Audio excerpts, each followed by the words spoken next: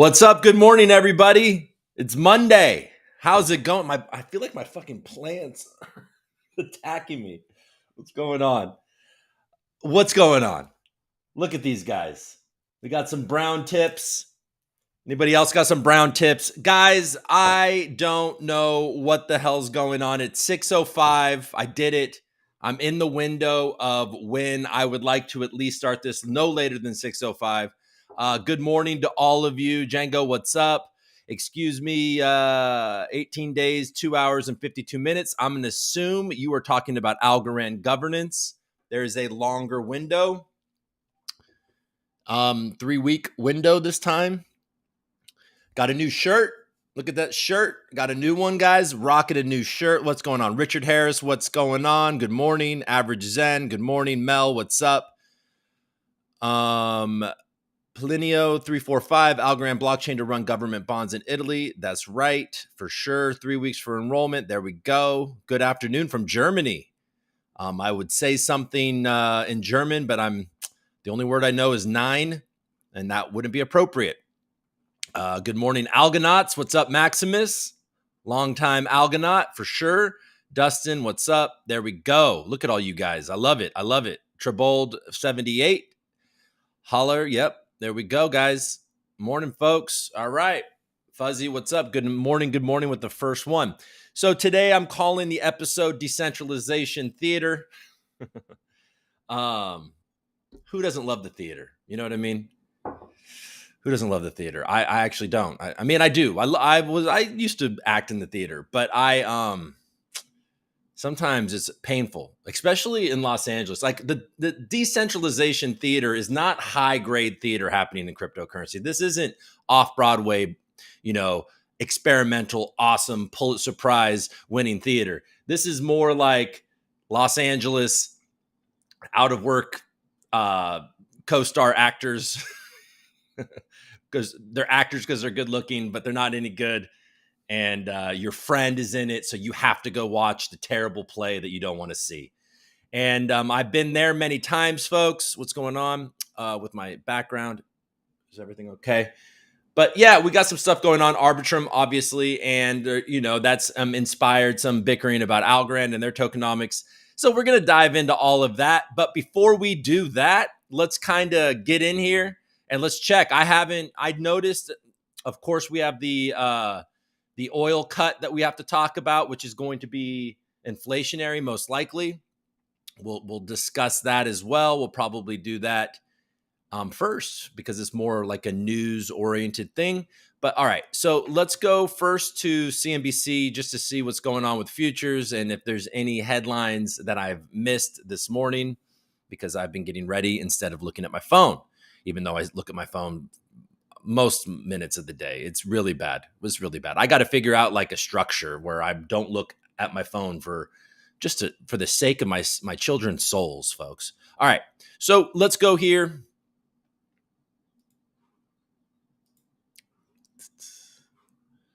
Share it. Go back. Sweet. There we go. Look at that. All right. So here we are. Oh, by the way, I said that there was a 3-month challenge of me doing this show.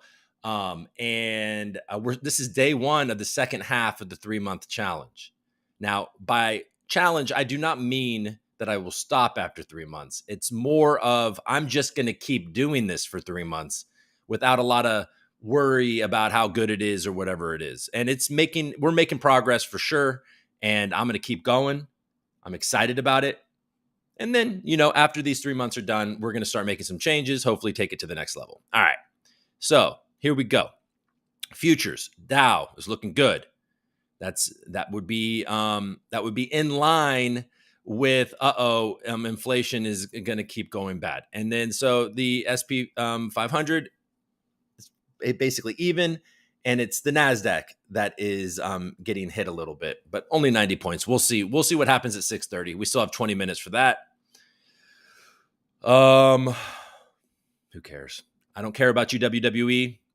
Even though I did notice that there was a wrestler. I did like the WWF, by the way. Huge Saturday night main event fan when I was about 8. Watched it. Rowdy Piper. Hulk Hogan, Macho Man, Randy Savage. We're all good. Jake the Snake, folks. I'm dating myself.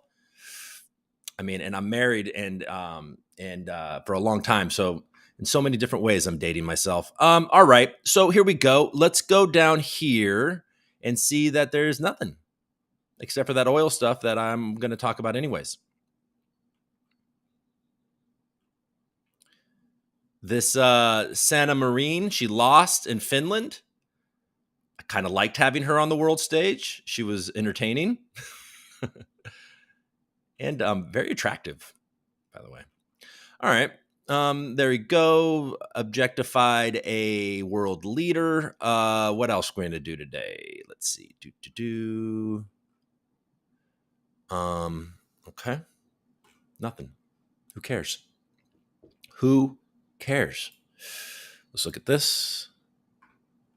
Okay, here we go. Oil rockets 8% after OPEC plus. Anybody wonder what the plus is? Is this like Paramount, Apple? Why am I making stupid jokes all morning? Okay. We'll break that down in a second. I mean,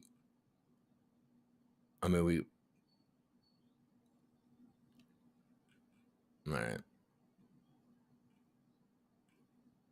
They're going to start firing people at McDonald's, folks. All right. So get your job now. You got to secure your thing. Okay, so we did that. Now let's go to let's just go to CoinDesk real quick before we go to CoinMarketCap. So, okay, when I was looking yesterday, I think Bitcoin had slipped into the 27s. I think it would go to 27. Maybe it hit all the way down to 27.6. But this is 28 is acting pretty, like a pretty nice support. Get out of my way. And then 1800 is where ETH has been wanting to live. Alchemy Pay raises 10 million at 400 million to push South Korean expansion plans. I don't really care. Sorry. I really care about you. What is that? ACH? Do people like ACH? Do you guys like ACH? I don't know. I was kind of into AMP for a second, and then AMP took a big old damp something all over everybody. All right. Peter McCormick from What Bitcoin Did hopes that Balaji isn't right. Okay. I mean, where's the news, folks? Come on, give me something. The block? Okay, that's Arbitrum talk. So we'll get to the Arbitrum talk in a second. All right. Last but not least, Binance's very own CoinMarketCap. See, there we go. Last time I looked, 27.7. It's different now. 28.1. We just saw that. No, we already got that. Okay. XRP moderating.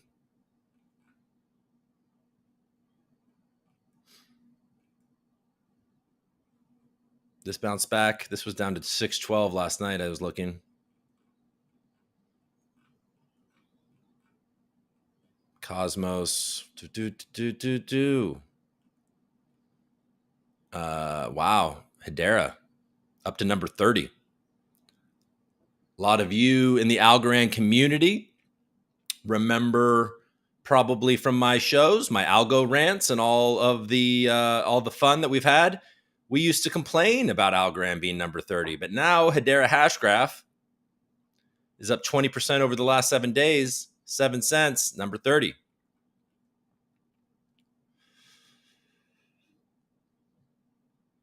Near's been struggling. I wonder what they're doing. They're spending a lot of money on advertising. I'll tell you that much. They're all over CoinDesk and that consensus. So maybe their foundation is selling to advertise because that price has been struggling. It was for a while I was seeing it and it wasn't going below 2, but it's basically been living below 2 even during pumps. Algorand is at 38. It was at 40 the last time I looked. Obviously Arbitrum has been going through some issues, but still holding pretty strong. Yeah, but I did see Algorand last night at like under 21 cents. So it bounced back a little bit. The volume is way back down to earth. I don't know what the hell was going on last week. It was something like one of those days it was either 250 million or 350 million. So I think we got a little bit of that South Korea. We were part of that XRP South Korea wave. But even after that, we were more than a lot of these. Like Near pretty much always has 70 million volume, it seems like. We have the same volume as VeChain. HBAR's got a little bit more.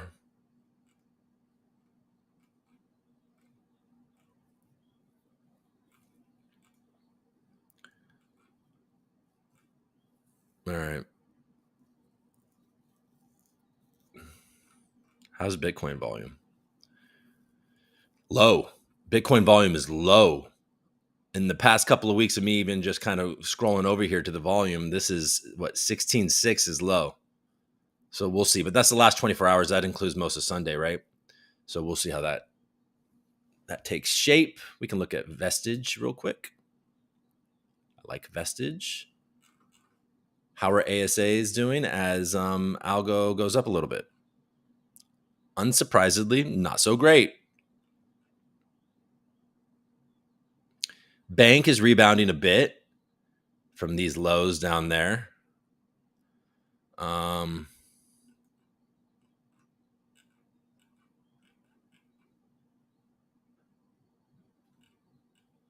Cool.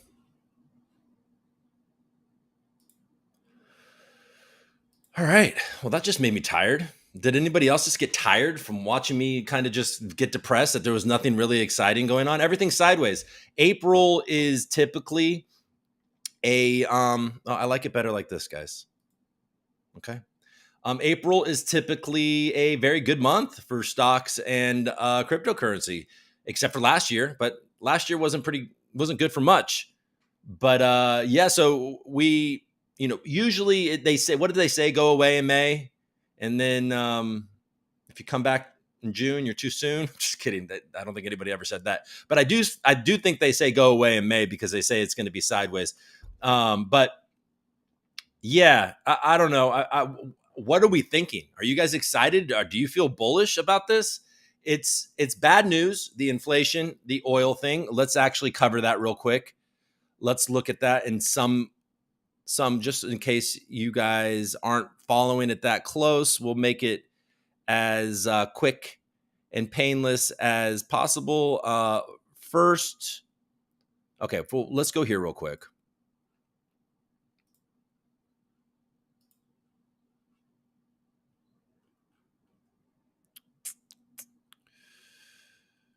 All right, where are you?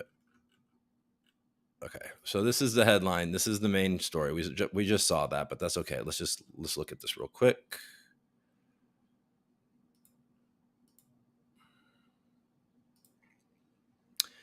Okay, OPEC Plus makes shock million barrel cut in new inflation risk. Saudi leads cartel with its own 500,000 supply reduction. The White House says the move by OPEC Plus is ill-advised. Okay, so OPEC is what? Oil producers exporting something? Exporters? Cartel? That doesn't seem like they would call themselves a cartel. But this article keeps on calling them a cartel. Maybe cartel just has a negative connotation to me. All right. More than 1 billion barrels a day. Okay. Or 1 million barrels a day. It's a significant reduction for a market where, despite the recent price fluctuations, supply was looking tight for the latter part of the year. Oil futures soared as much as 8% at the open. I guess we could look and see what oil is now. I think it's kind of cooled off. Saudi Arabia led the cartel by pledging its own 500,000 barrel a day supply reduction.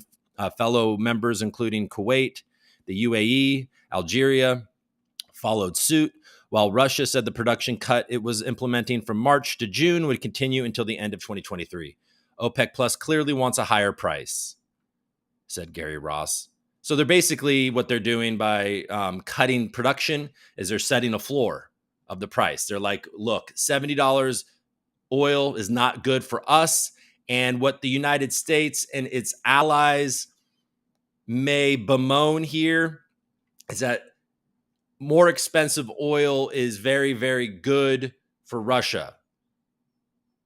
And I imagine the United States doesn't like that much. And also, more expensive oil is terrible for inflation. Not core inflation, as I understand it, but headline inflation. Anyways, OPEC Plus clearly wanted a higher price. Yep. The group is following through on being proactive and ahead of the curve and is trying to rip oil prices from the grip of macro sentiment. Also, the grip of, anyways, hold on. Okay, so the surprise move could once again flare tensions between the U.S. and Saudi Arabia. The White House said that new cuts were ill-advised. The initial impact of the cuts starting next month will add up to 1.1 million barrels a day. So basically what this article is saying is that if you're sitting with an empty tank of gas, go buy some gas. Go fill up your tank. Reiter said on Sunday, the cuts were a precautionary measure aimed at supporting the stability of the oil market. Relations between Saudi Arabia and the U.S. have been fraught. Okay, we know that, right? We all are aware that Saudi Arabia is a long-time ally of the United States, that the U.S. dollar or oil usually settles in the U.S. dollar. And basically, the world right now is kind of like all of us being like, who needs these intermediaries? Cut out the middleman. Well, unfortunately for the United States, when it comes to oil, the U.S. dollar is that middleman. And people are like, well, we don't need that. Why do we need them anymore? And folks, that's not bullish for U.S.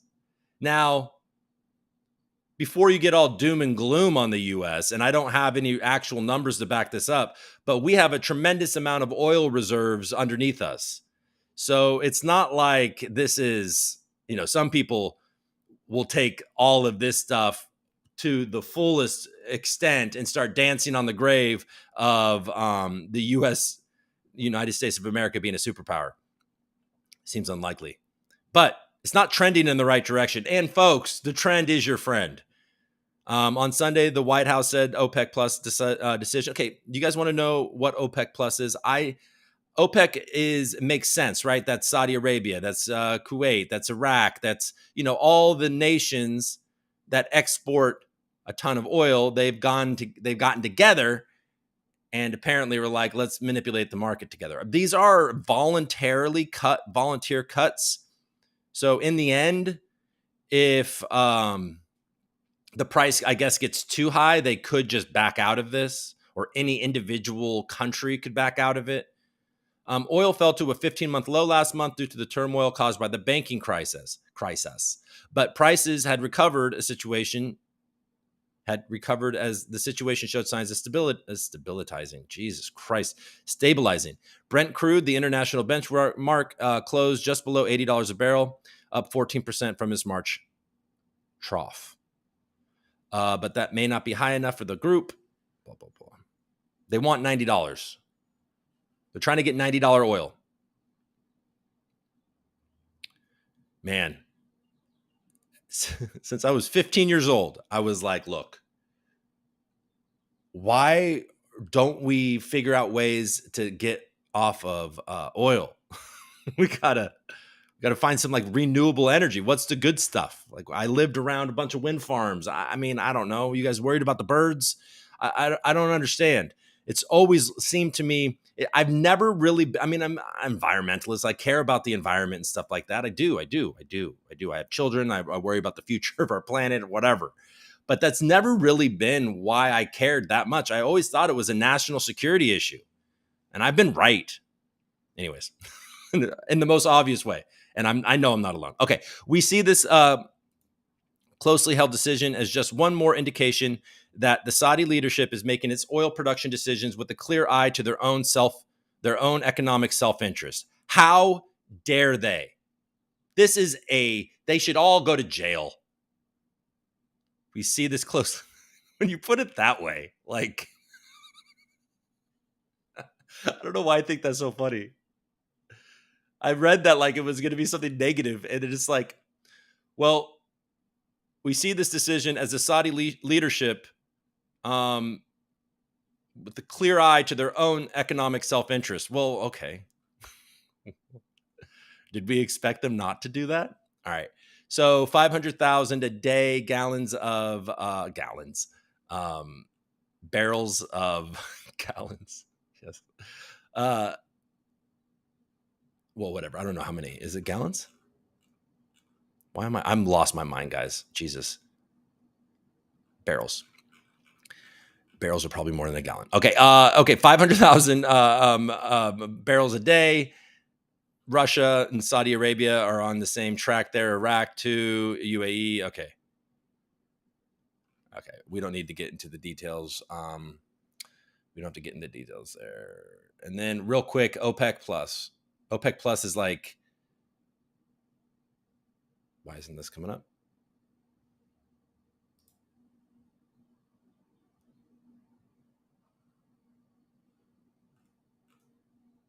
Okay.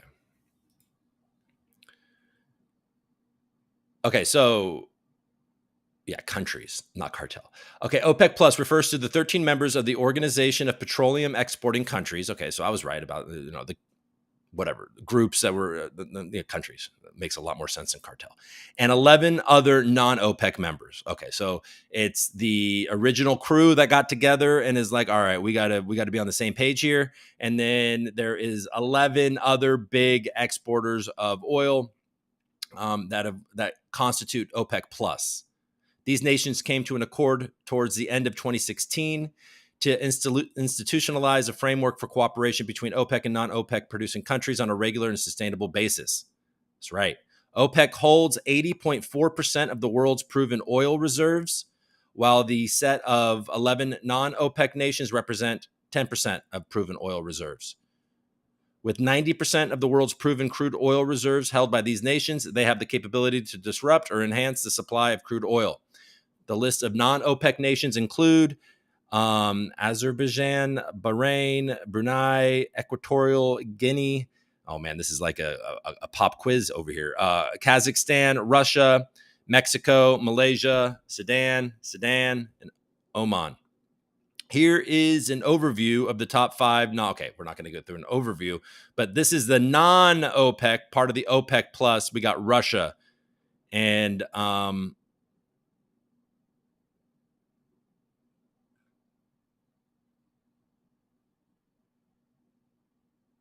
yeah. So they're a big deal in the oil world for sure. Okay. So that's what that is.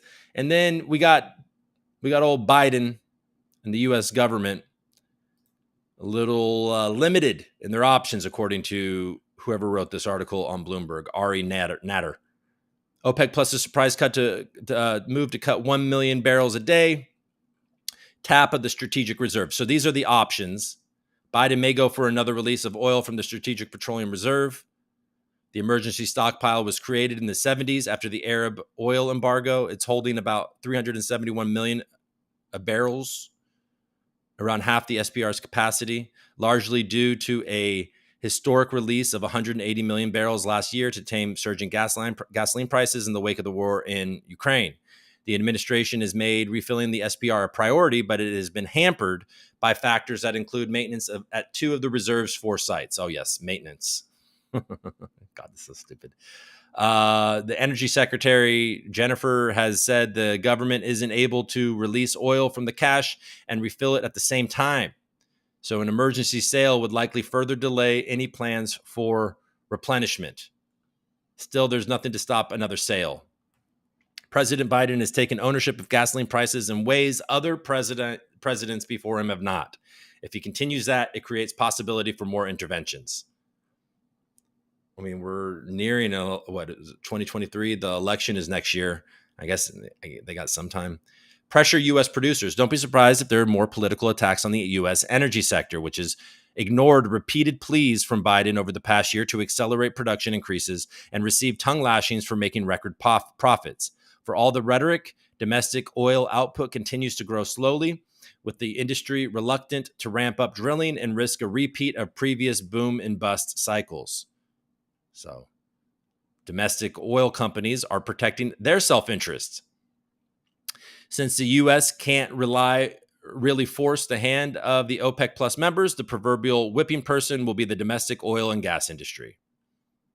And then they're trying to create, there's like a, I think that there's some sort of bill in Congress, the NOPEC, No Oil Producing and Exporting Cartels Act. Well, that will just be probably just theater and do nothing. Standing pat is also very much an option, says David Goldwyn, an energy envoy under President Barack Obama, and now the president of consulting firm Goldwyn Global. This looks like a market-based cut from OPEC, which does not require an administration response. OPEC is anticipating slow demand growth. This year's congressionally mandated sale has not hit the market, and OPEC's action is probably designed in part to counteract that. Oh. So there's a congressional mandated sell of oil that they know is coming, which could have tanked the price of oil a bit. So they are cutting supply to pump the price of oil to create a floor. Have you guys had enough of this? Have I lost all of you? Where are you? Are you here? Oh, you guys are still here. All right. So there you go. Are we done? Are we done with the oil? The bottom line of the oil, folks, is we need it. We need to get off of it as soon as possible. And it's going to cause some inflationary pressure, which will put more pressure on the Fed. And it puts the Fed in even tighter position, right? Because look, all this tells me, folks, if I'm guessing, and if what I read and what I take from what I'm reading is the Fed is going to have to continue either to raise rates, right? Which I don't think that they can do much more raising without really breaking a lot of things. But, what do I know? But that's what it seems like. And that's what smart people are saying. And then also, but this really probably means is that all of these fantasies that the market is pricing in right now of cuts, unless, of course, it gets very bad and we're in like a depression type of situation or a recession, a really bad recession type of situation where they just have to start cutting things. And then we have a whole other set of problems on our hands. So it's all kind of brutal. And this just means that we're at least going to get probably best case scenario, tighter, higher interest rates for longer, which means that growth is not going to be great. And this is hard, right? This is a hard thing to do because we don't know over here in the crypto world, how much do cryptocurrencies decouple? And then we also have the fear, uncertainty, and doubt that comes from the FUD master himself, Gary Gensler, who trolled the community, the cryptocurrency community with those deal with it glasses. I mean, that guy, swear to God, what a joke. But it's hard. It's hard. If you're paying attention to the markets and you're not just long and dollar cost averaging, whether maybe you're looking for entries and you're playing that lot, which that you often get burned, folks. You often get burned with that, or you don't, and it goes down and you make money. But trying to, time bottoms is a very, not the easiest thing to do.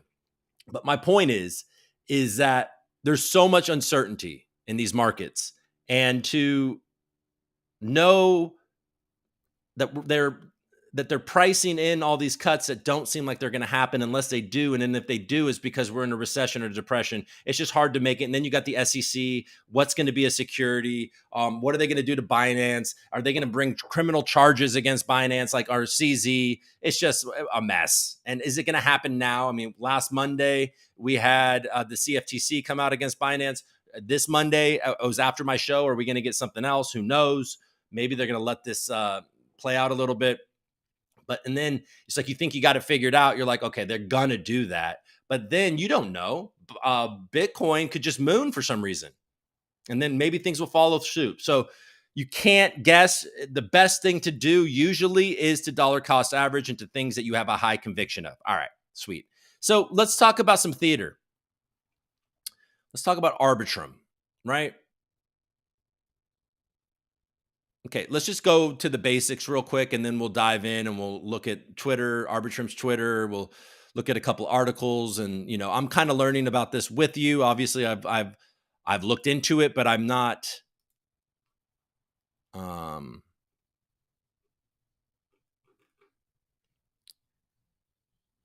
Okay. Arbitrum sells tokens amid 77% disapproval. Claims DAO governance working as intended. So, oh wait, did I not put this on though? I didn't, but I caught it early, folks. I caught it early. Let's go back here. Okay. Arbitrum sells tokens. Now, the main thing I think a lot of you are thinking when you first look at this Arbitrum stuff, if you're like me, you look at this and you're like, okay, so ARB is a governance token, and that's its utility. It's only utility, right? Am I right?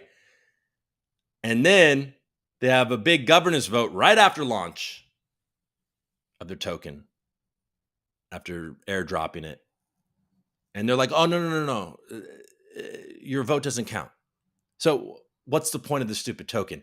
And honestly, folks, like, are these people not aware of what is going on in the world? This is the worst, absolute worst look possible. Like, can you give Gary Gensler anything more? Like, they're going to use this against the industry. I mean, it's just so pathetic, honestly. But let's see, does Arbitrum kind of shift their way out of this? Let's see. Let's learn more. Maybe I can be soothed here. Arbitrum sells tokens amid 77% disapproval. Okay, great. That's how voting works. The Arbitrum Foundation has clarified that the Arbitrum improvement proposal, AIP1, is merely a ratification in that it has already sold governance tokens for fiat, causing many to question the Ethereum Layer 2 supposedly decentralized governance structure. The price of ARB has declined by 8%. And this is an older article, so we'll get to newer stuff here. Questions are being asked on Sunday regarding Arbitrum's governance after its centralized, self-titled foundation sold ARB tokens before the conclusion of a key governance vote, rendering the democratic process essentially moot. The special grants program sees the Arbitrum Foundation receiving 750 million ARB governance tokens worth nearly $1 billion that they just printed out of thin air. This is the FUD, folks. This is the FUD that we will get. So Arbitrum Foundation, whoever, they mint a billion, what was it? A billion tokens? No, more. Is it 10 billion? Doesn't matter. A special grants program sees the Arbitrum Foundation receiving 750 million ARB governance tokens, well, it must be 10 billion, worth nearly $1 billion to spend without the expressed approval of token holders. What a joke. $1 billion, a unicorn amount of money. Rebranding the Keystone Arbitrum improvement proposals vote as a ratification. So basically what they're saying is that, these are my first reactions to these things, is that we were going to put this vote up, and if you guys passed it, it would have looked super decentralized theater, and it would have been awesome. But since you guys are actually reading the stuff and understanding what's going on, now we're, hold on, we got to clarify. And we made this clear from the beginning that this is a ratification instead of a request. So that you were just supposed to, it didn't matter if you ratified it or not, it was going down. Free governance responsibilities. The debacle follows the high-profile airdrop of Arbitrum governance tokens to users of the Layer 2 last week, which saw more than 1 billion ARB tokens allocated to nearly 300,000 wallets, creating a so-called decentralized autonomous organization. Token holders in the wider crypto community have taken to Twitter to voice concerns over the apparent lack of decentralized autonomy. A wider theme is that some aren't buying the Arbitrum Foundation's lengthy argument, claiming it's merely a lot of words to say, we sold. Yeah, the Arbitrum Foundation, however, claims this is merely a chicken and egg problem, as certain parameters need to be decided before truly decentralized governance may be reached. It also claims the massive special grants combats voter fatigue and are crucial to the project's viability against the competition. All right, but they've pivoted since then, so let's look at that.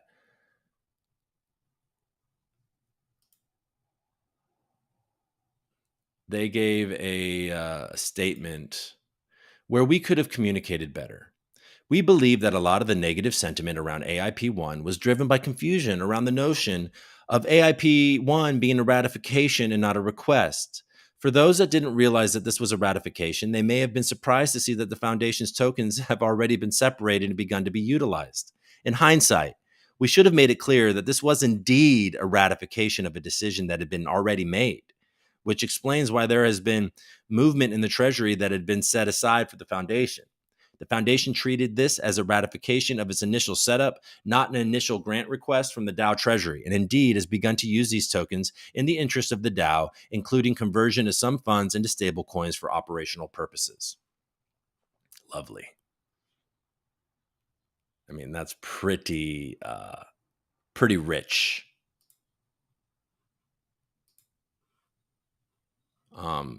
Cringe.eth. Today I looked into what's happening at Arbitrum, and what I have found was not very encouraging as someone who holds 1.4 million ARB. The team moved out 750 million ARB on the 16th of March.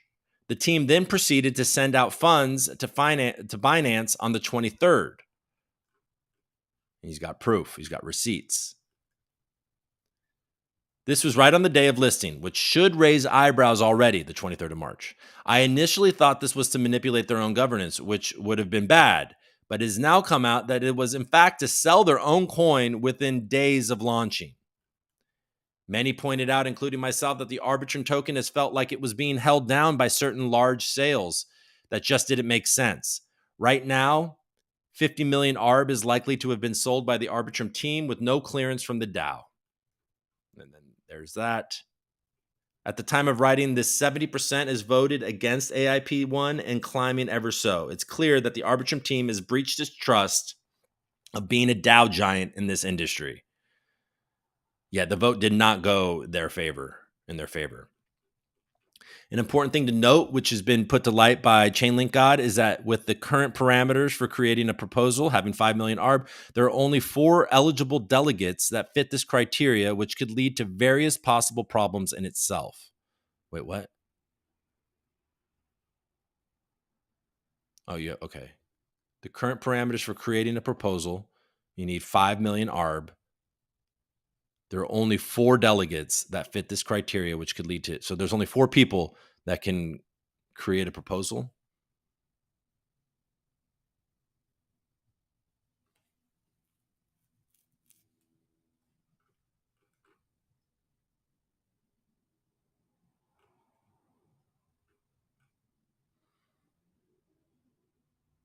Okay, so then 15 hours ago, Arbitrum has listened. All right, let's see how they listened.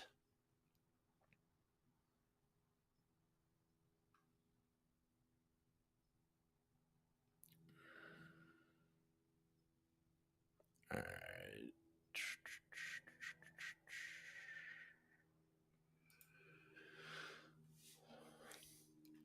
All right, what do you got to say? What do you got to say? This happened at 3:20 yesterday on April 2nd. So that was yesterday. Okay. Thanks to all the DAO participants and delegates for their feedback on AIP1. Share this tab instead. It's likely will not pass. It likely will not pass, and we are committed to addressing the feedback received from the community. So, okay. So we got a hard pivot here, folks. Before we dive in, we want to clarify why 10 million ARB tokens were sold by the Arbitrum Foundation. The foundation is a separate entity to Off-Chain Labs, and it was established with no funds. The 10 million ARB tokens were sold to fiat to fund pre-existing contracts and to pay for near-term operating costs. For example, the 3.5 million setup costs outlined in AIP1. The foundation does not exist to sell tokens, only sold enough to fund its current operating expenses, and has no near-term plans to sell more tokens. There are 4 central points of feedback raised by the DAO, and we will cover them one by one here. AIP1 is too large and covers too many topics. We will follow the DAO's advice and split the AIP into parts. But I thought that AIP1 was just a ratification. This will allow the community to discuss and vote on the different subsections. 750 million ARB being sent to the Arbitrum Foundation. This will be voted on in its own AIP, and we're working on options to add more accountability. For example, a vesting period of 4 years. Furthermore, tokens held by the foundation cannot be used to vote. AIP1 does not discuss transparency over how the funds will be spent. As part of the budgeting AIP, we will propose transparency reports to make the community aware on how the funds are spent over time. The special grants program is vague, lacks DAO involvement. We will rename it the Ecosystem Development Fund and provide context on how the funds will be used to benefit the Arbitrum ecosystem. Separately, the DAO can initiate new grant programs for its treasury at any time. We look forward to proposing the new AIPs early this week and participating in an open discussion with the DAO. Arbitrum is the only layer 2 to seek DAO ratification of the initial foundation funding, and that transparency sparked this important discussion. Now, I feel like we're starting to understand how you can defend Arbitrum.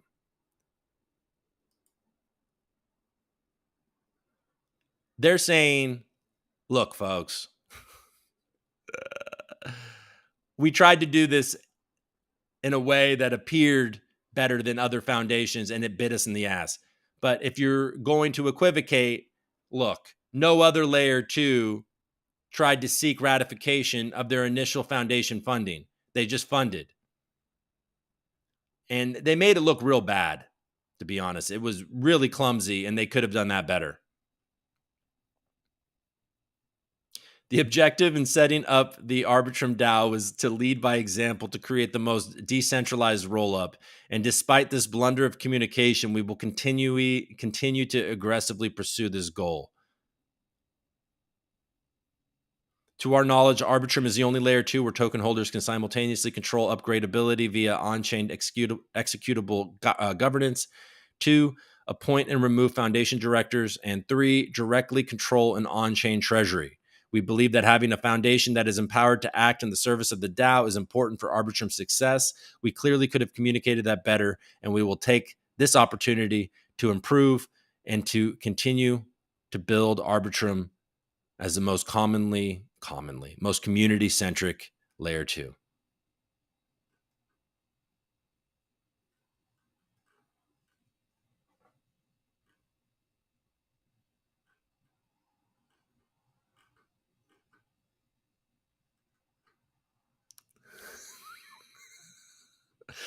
I mean, in some ways, this thread really is like, wow. I mean, it proves that they're better than, than how they rolled out, because they explain away this stuff really well.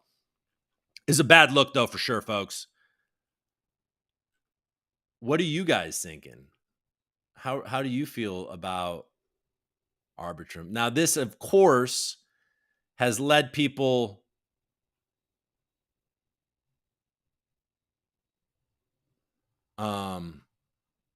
to talk about other layer 2s and other layer 1s. I know a lot of you in my audience are fans of Algorand, like myself, and we can look at this.